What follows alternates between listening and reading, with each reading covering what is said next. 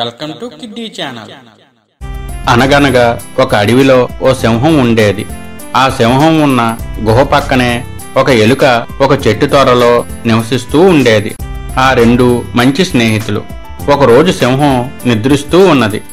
అప్పుడు ఎలుక కలుగులో నుండి సింహమును చూసి ఆ సింహమును ఆట పట్టించాలనుకొని దాని దగ్గరకు వెళ్లి దాని మీదకెక్కి ఆ సింహం గడ్డం జూలును లాగుతూ ఆడుకోసాగింది.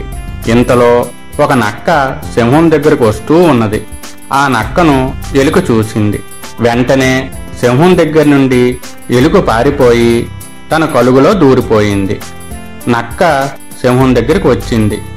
ఆ నక్క ఆ అడవికి మంత్రిగా ఉన్నది.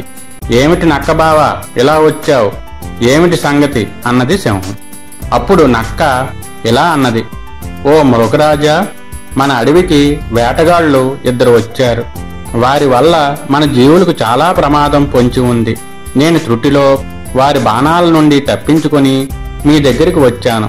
మనం వెంటనే జాగ్రత్త పడటం మంచిది అని చెప్పింది నక్క. అప్పుడు సింహం ఇలా అన్నది, నేనిప్పుడు విశ్రాంతి తీసుకునే సమయం. ఇప్పుడు నేను ఆ జంతువుల దగ్గరికి రాలేను. ఏదైనా ఉంటే రేపు ఉదయం చూసుకుందాం. అయినా అంతటి ప్రమాదం ఉంటే ఆ జంతువులు కూడా నీలాగే తప్పించుకుంటాయిలే అని జవాబిచ్చింది. దాంతో నక్క అక్కడి నుండి వెళ్ళిపోయింది. సింహం విశ్రాంతి తీసుకోసాగింది. ఆ నక్క సింహం దగ్గర నుండి వెళ్లి ఆ జంతువులు సమాచారం ఇచ్చింది. అప్పుడు జంతువులన్నీ ఒక దగ్గర గుంపుగా వేటగాళ్లు రాని ప్రదేశంలో ఉండసాగాయి. ఇంతలో వేటగాళ్లు జంతువుల కోసం తిరుగుతూ మృగరాజు ఉన్న గృహ దగ్గరికి వచ్చారు. అక్కడ వారికి సింహం గురక శబ్దం వినిపించింది. అప్పుడు శబ్దం చేయకుండా ఆ సింహమును వలలో బంధించారు. సింహమును తీసుకుని వెళ్ళడానికి ఒక బోను తేవాలి అనుకొని ఇద్దరు వేటగాళ్లు అక్కడి నుండి వెళ్లిపోయారు.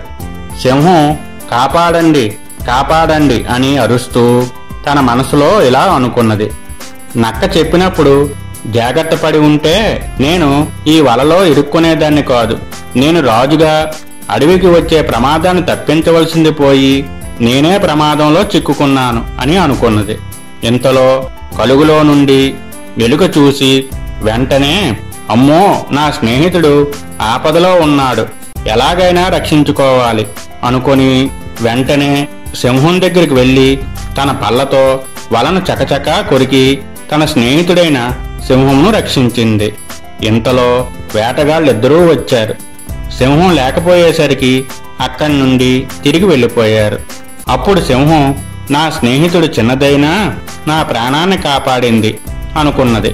అప్పటి నుండి ఆ సింహం తన తప్పును తెలుసుకుని సమయస్ఫూర్తితో వ్యవహరించసాగింది. నీతి: ఈ కథ నుండి మనం గ్రహించవలసింది ఏమిటంటే, మన మంచి కోసం ఎవరైనా ఏదైనా చెబితే అది విని ఆచరించాలి. వినకుండా పెడచెవిని పెడితే ఎన్నో ఇబ్బందులు ఎదుర్కోవాల్సి వస్తుంది. అలాగే మనం ఆపదలో ఉన్నప్పుడు మనల్ని రక్షించేవారే నిజమైన స్నేహితుడు అనిపించుకుంటాడు. అదేవిధంగా ఎవరినైనా తమ స్నేహితులుగా ఎంచుకునేటప్పుడు వారి ఆకారం బట్టి కాక వారి గుణం బట్టి ఎంచుకోవడం అలవాటు చేసుకోవాలి. Please subscribe my